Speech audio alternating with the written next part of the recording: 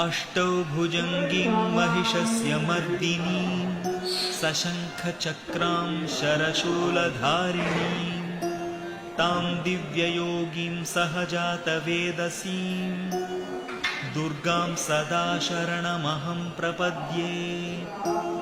ज्ञानिनामपि चेतांसि देवी भगवती हि सा बलादाकृष्य मोहाय महामाया प्रयच्छति।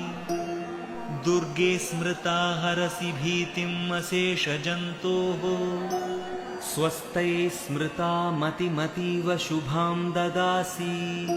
दारिद्र्यदुःखभयहारिणिका त्वदन्या सर्वोपकारकरणाय सदार्द्रचित्ता सर्वमङ्गलमाङ्गल्ये शिवे सर्वार्थसाधिके।